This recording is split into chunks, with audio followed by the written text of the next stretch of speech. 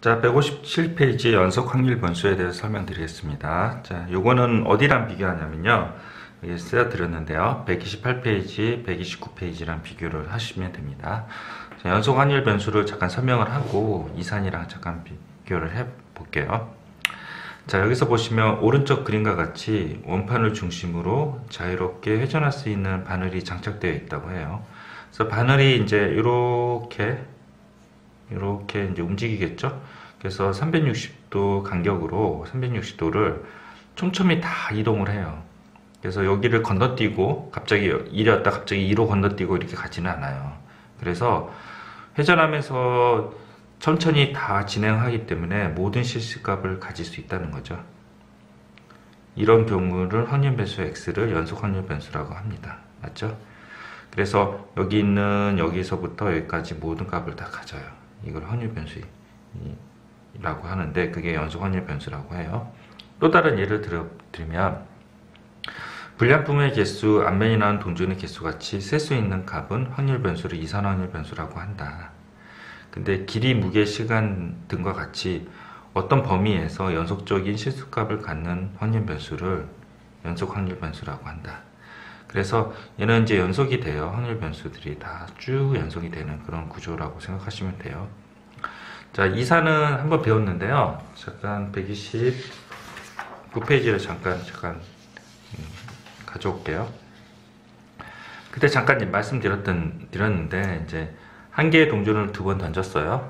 그래서 나오는 앞면이 나올 횟수를 x라고 하면 이제 0번, 1번, 2번이라고 확률 변수 x라고 하면 0.5번 없잖아요. 1.5번도 없고요. 그래서 요 중간에는 확률 변수도 없고 그 다음에요 확률도 없다 그랬죠.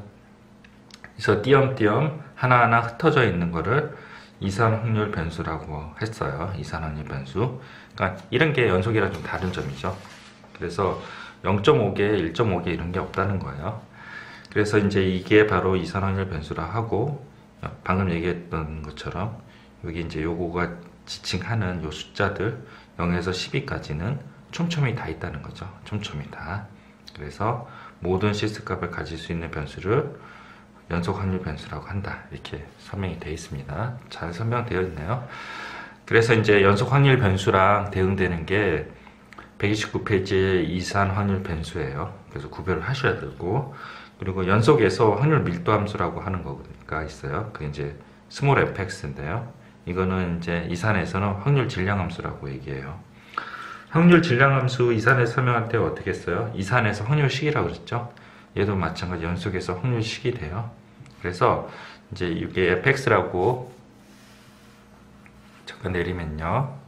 이제 fx가 있다고 하면요. 이게 x가 이제 확률 변수고 연속으로 이루어진 요 함수 있잖아요. 요 함수를 확률 밀도 함수라고 합니다. 자, 그러면 이 fx는 0보다 커야 돼요. 그리고 이산에서는 어떤 얘기를 했냐면 p와 이제 각각의 확률이 있잖아요. 각각의 확률이 0보다 크고 1보다 작아야 돼요. 그래서 한번 보여드릴까요? 129페이지 가시면 여기 있죠. 1번 0에서 1까지 갖는 값이다 그랬죠. 2 안 되고요. 마이너스 안 되고요. 근데 이제 fx는 0보다 크다. 1도 넘어갈 수 있어요. 다만 이제 나중에 두 번째 설명하겠지만 면적이 1이어야 돼요. 그리고 이제 fx 그래프랑 구간이 있잖아요. 이게 구간 끝이 알파고요. 구간 끝이 베타예요. 그래서 이 사이에서 이 넓이를 구해요. 넓이를 구한 거는 항상 1이다. 항상 1이다. 그러면 이산에서는 어떻게 돼요? 이 P1, P2, P3, Pn까지 더한 게 항상 1이라 그랬죠. 그래서 제가 이산에서 이 식을 적어 놓은 거예요. 그리고 3번 A에서 B까지 그 확률을 구하라 그러면 여기서 A에서 B까지 우리 적분하시면 돼요. 그래서 이거는 A에서 B까지 fx dx고 알파에서 베타까지 적분한 건 뭐예요? 이게 다 1이라 그랬죠. 그래서 밑에 여기 이렇게 적어놨어요. 알파에서 베타 fx dx 적분하는 거, 요 인테그랄 기호라 그래요. 일단 써놓고 나중에 수투 배우면 알 수 있어요. 그래서 요 넓이를 다 구한 게 1이고 얘는 A에서 B면 요 넓이를 구한 거예요. 이산에서는 어떻게 했어요? 자, A에서 B 이렇게 있으면요. 만약에 A에서 확률이랑 C에서 확률, B에서 확률이 있다고 치면 A에서 B라고 이렇게 범위를 정해 놓더라도 얘는 중간에 확률 변수도 없고 확률도 없고 얘도 확률 변수도 없고 확률도 없기 때문에 Px는 A, Px는 C, Px는 B 이렇게 됩니다. 그래서 이 세 개를 더해서 계산하시면 된다고 합니다. 아셨죠? 자, 제가 화면 멈춰 드릴 테니까 한번 필기를 해 보십시오. 화면 멈추세요. 자, 그리고 여기도 화면을 멈춰 드릴게요. 화면 멈추세요. 되셨죠? 그래서 한번 읽어보세요. 한 5분 정도 화면 멈추고 읽어보시고 그 다음에 158페이지 잠깐 설명을 할게요. 이제 여기에 158페이지 옆에 적분을 이용한 확률 밀도 함수의 성질이 있잖아요. 이게 이제 그 수원이 1학기 때 배우고요. 수투가 이제 2학기 때 배우거든요. 그래서 이 문제는 나올 수가 없어요. 원래는 적분을 해서 면적을 구하는데 이제 그렇게 안 구하고 여러분들이 이제 중학교 때 배웠던 실력으로 이렇게 면적을 구할 수 있게 문제가 나와요. 그 얘기는 뭐냐면 직선이랑 직사각형 그런 것뿐이 안 나온다는 얘기예요. 직선뿐이 안 나온다는 얘기예요. 자, 그래서 이제 fx가 2kx의 확률 밀도 함수라고 했죠. 그래서 구간이 0에서 1이에요. 그러면 이 넓이가 다 1이라는 거죠. 그래서 요 직선이 y 꼴 2kx라서 x에 1이 대입하면 여기 2k예요. 그래서 1 곱하기 2k에 2분의 1 한 게 1이다. 왼쪽에 써있죠. 그래서 k를 구해내고요. 그리고 뭐라고 얘기했냐면 2분의 1에서 1 사이 넓이를 구하라 그랬죠. 그래서 이제 k가 1 나왔으니 요 값이 이제 2가 되고요. 그리고 여기가 2x가 되네요. 그래서 2분의 1을 집어넣으면 요 값이 1이 되네요. 그래서 요 넓이를 구하라고 했거든요.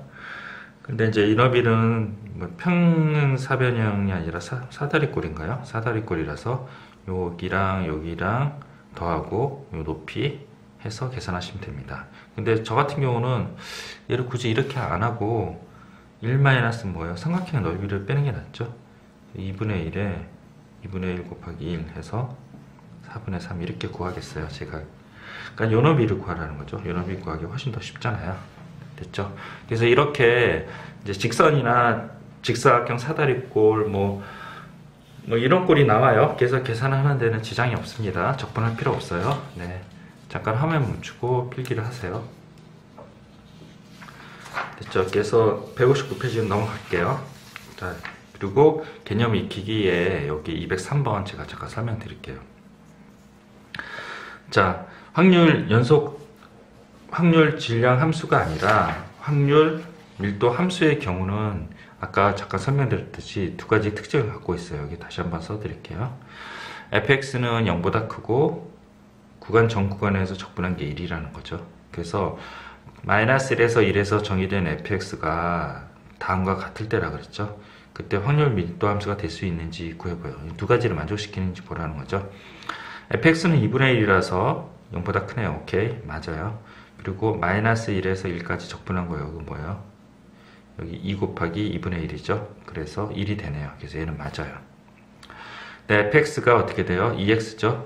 근데 구간이 어떻게 돼요? 마이너스 1이죠. 그래서 여기가 이제 음수가 돼요. 이 부분이. 그래서 2번은 안 되는 거예요. 아시겠죠? 자, 그 다음에 요거 x 플러스 1인데 요 직선을 구해요. 그래서 마이너스 1에서 1까지인데 요거는 이제 fx는 다 0보다 커요. 1번 조건을 만족하는데 이 넓이를 구해봐요. 2 곱하기 2에 2분의 1 하면요 2가 되죠. 그래서 이 넓이가 2라서 얘는 확률 밀도 함수가 안 돼요.